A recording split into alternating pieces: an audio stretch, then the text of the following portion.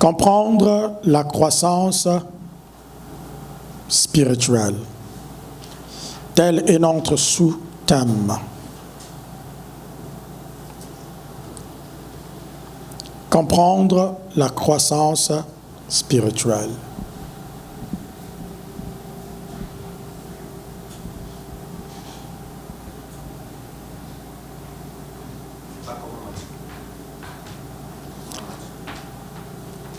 Ça, c'est le sous-point dans le comprendre la croissance spirituelle. Comment maturer nos capacités spirituelles, c'est le sous-point dans le sous-thème comprendre la croissance spirituelle. Jusqu'à présent, combien de définitions je nous ai données sur la croissance spirituelle? Je nous ai donné combien de définitions? 3 définitions sur la croissance spirituelle.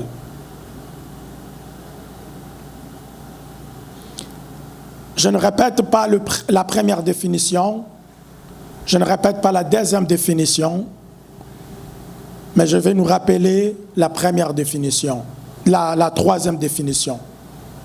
La troisième définition, nous avons dit que la croissance spirituelle, c'est quoi? La croissance spirituelle, c'est la maturation de nos capacités spirituelles jusqu'à sa maturité. Alléluia. La croissance spirituelle, c'est la maturation. En d'autres termes, le développement de nos capacités spirituelles. Le progrès de nos capacités spirituelles jusqu'à leur maturité. Nous avons vu beaucoup de choses. Voilà la définition. Ça, c'est le sous-thème, le sous-point plutôt. Parce que nous sommes en train de parler de comprendre la croissance spirituelle. Alléluia. Nous allons arriver là. Ne vous dérangez pas pour ça. OK? Nous allons arriver ici. Ne vous dérangez pas pour ça. Je suis en train de faire une révision courte et puis que nous puissions arriver sur ça. Donc, je disais, la troisième définition de la croissance spirituelle, c'est quoi? C'est la maturation de nos capacités spirituelles jusqu'à leur maturité. J'avais expliqué beaucoup de choses là-dessus. Les 2 dimanches qui ont précédé, j'avais expliqué beaucoup de choses. Je nous recommande, s'il vous plaît, mes bien-aimés, de regarder les vidéos que notre frère souvent met dans le groupe de l'Église. Ça va vous aider à pouvoir vous rattraper. Nous avons vu, nous avons dit que dans chaque être humain, il y a les capacités spirituelles. Je commence maintenant. Dans chaque être humain, tel que tu es là, tu es un être spirituel, n'est-ce pas? Tu es un esprit, n'est-ce pas? Dis un peu, je suis un esprit. Je suis un esprit. Tu es un esprit. Tu n'es pas ton corps à toi, mais tu es l'être spirituel qui est dans ce corps-là que tu es. Le vrai toi, c'est ton esprit. C'est ton être spirituel. Ce n'est pas le visage que nous voyons. Bien que ton être spirituel ressemble au visage que nous voyons. Alléluia. Alléluia. Ton vrai toi, l'être qui est en toi là, a le même visage que tu as, que nous voyons. C'est pourquoi, par exemple, dans les songes, quand je te vois, est-ce que je te vois avec un autre visage? Je te vois avec un autre visage? Je te vois avec le même visage que tu portes dans le physique. Ça veut dire que ton être spirituel a le même visage que ton être physique porte. C'est ce qui nous amène à reconnaître que je m'étais endormi la nuit et je vis telle personne. Je vis tel frère, je vis telle sœur. En réalité, ce que tu as vu dans le songe là, ce n'est pas le physique du frère, mais c'est le spirituel, c'est son côté spirituel, c'est son côté caché. Comment expliquer si quelqu'un a de mauvaises intentions contre toi, que physiquement comme ça tu n'y sais pas, mais lorsque tu dors la nuit, tu rêves que cette personne-là est en train de planifier de mauvaises choses contre toi. Comment tu arrives à savoir? C'est parce que Dieu t'a permis de pénétrer dans sa dimension spirituelle pour que tu voies ce qui est caché en lui. Est-ce qu'on me comprend? Est-ce qu'on est là? Amen. Est-ce que vous me suivez? Amen. Tout ceci, je suis en train de dire pour nous faire d'abord comprendre que, en réalité, c'est que Job 32 dit, en réalité, dans l'homme, c'est quoi? C'est l'esprit. Ce n'est pas le physique. Mais bien que tu aies esprit, aujourd'hui, je nous apprends quelque chose, que ton être spirituel est là, son visage ressemble aussi au visage physique que tu portes. C'est pourquoi je nous ai donné ces exemples justes du sommeil, de songe, pour que vous puissiez comprendre ce que je viens juste de vous révéler. Alléluia. Et nous avons vu que cet être-là a des capacités spirituelles. Cet être-là commence d'abord par naître spirituellement lorsque tu reçois Jésus-Christ. Parce que le jour où Adam a péché, tout homme est entré dans cette dimension qu'on appelle la mort. Vous comprenez? C'est-à-dire tout homme est entré dans cette dimension qu'on appelle la mort. Ça veut dire même ses capacités spirituelles-là s'éteignent.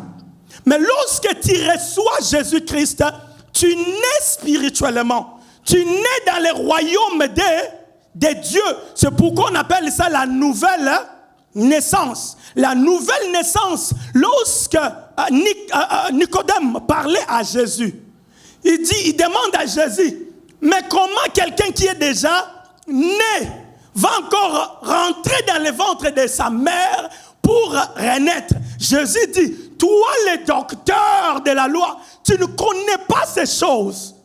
On te considère docteur, on te considère l'homme qui a la connaissance des choses de Dieu. Mais comment ce mystère, tu ne connais pas? Bien-aimés, laissez-moi vous dire que même dans les choses de Dieu, il y a des dimensions. Tu peux penser que tu connais tout, mais en réalité, Paul dit, nous connaissons en partie et nous prophétisons en partie. C'est pourquoi j'ai toujours dit à certains frères que lorsque quelqu'un vient te dire quelque chose qui te semble bizarre ou qui semble nouveau, ne taxe pas ça d'abord de faux. Alléluia. Ne conclue pas que non, c'est de la magie. Ne conclue pas d'abord non, c'est de la sorcellerie. Parce que le monde spirituel a beaucoup de choses que, jusqu'à ce que nous mourons, ces choses-là, nous n'arriverons jamais à les découvrir ou à les connaître. Est-ce qu'on me comprend? Jésus dit, toi, docteur de la loi, tu ne connais pas ces choses. Comment expliquer? C'est là que Jésus lui dit, ce n'est pas question de renaître physiquement, mais c'est de renaître en esprit. Parce que dans Adam, tu étais mort. Maintenant, Dieu nous a donné sa sémence au nom de Jésus-Christ. Jésus-Christ est la sémence de Dieu. Lorsque tu reçois Christ, en croyant en lui, spirituellement, tu reçois une nouvelle vie. C'est pourquoi la Bible dit, si quelqu'un est en Christ, il est une nouvelle créature. Cette créature-là, c'est esprit. Et maintenant, lorsque tu nais spirituellement, tu es encore un enfant. Et c'est en esprit que tu dois grandir. Et dans cette croissance, nous avons vu dans la première définition qu'il s'agit d'abord de quoi? De la connaissance. Ça veut dire que tu dois grandir. Même mes enfants qui sont là, ce qu'ils connaissent et ce que toi tu connais, c'est différent parce qu'à leur niveau, ils ne connaissent pas tout ce que toi tu connais. On te considère aussi adulte par rapport à ce que tu connais et on les considère enfants, pas seulement à cause de leur âge, mais aussi à cause de leur connaissance. Il ne vous est jamais arrivé que tu parles avec quelqu'un comme ça, toi-même tu dis, c'est un enfant, hein? Ça vous est jamais arrivé? Que tu parles avec quelqu'un comme ça, sa façon de réfléchir vraiment, des choses qu'il dit, toi-même tu dis, j'ai l'impression qu'il est accolaté. J'ai l'impression comme si il n'a pas encore grandi. C'est encore un enfant. Sa manière de penser, sa manière de dire, de parler, je trouve que c'est encore un enfant. Alléluia. Vous comprenez? Donc il s'agit aussi de la connaissance. Et dans la troisième définition, nous parlons aussi des capacités. Ça veut dire cet être spirituel-là a des capacités, et ces capacités-là qui doivent se maturer, doivent arriver à leur maturité. Parce que lorsque tes capacités spirituelles atteignent leur maturité, c'est en cette dimension-là que tu peux commencer à jouir de la vie exactement selon que Dieu veut que tu puisses jouir de ta vie. Alléluia. Saviez-vous que si tu as saviez-vous que vous avez des yeux spirituels? Saviez-vous cela? Que vous avez des yeux spirituels? Oui, vous avez des yeux spirituels. Alléluia. Amen. Vous en avez. Maintenant, il arrive que ces yeux-là ne voient pas. Les enfants, lorsqu'ils naissent, est-ce que leurs yeux voient? Leurs yeux ne voient pas. C'est après quelques jours. Ça veut dire qu'ils viennent sur la terre aveugles. Ils viennent sur la terre aveugles. Et puis après un certain temps, ils doivent faire quoi? Voir. Il y a des choses qui doivent s'activer en eux pour que leurs yeux aussi voient. Sinon, ils resteront aveugles. Donc c'est pareil aussi avec ton être spirituel. Saviez-vous que pourquoi nous vivons des surprises désagréables par moment? Justement parce que tu n'as pas été capable de voir ce qui s'est planifié déjà contre toi. Alléluia. Il y a eu des choses qui se sont passées dans ta maison, là où tu habites. Il y a eu une réunion des sorciers dans ta maison, là où tu habites là.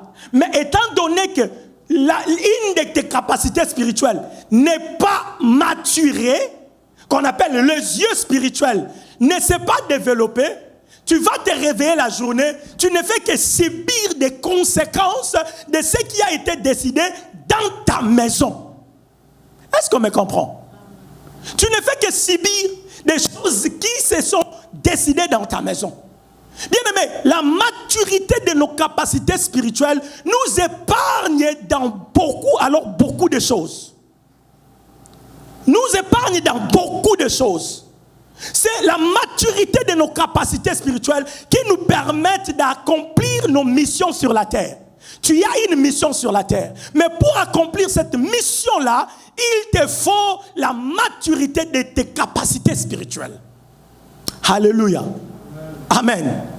Alors, les dimanches passés, j'avais commencé à nous parler de comment maturer nos capacités spirituelles. Amen. Alléluia.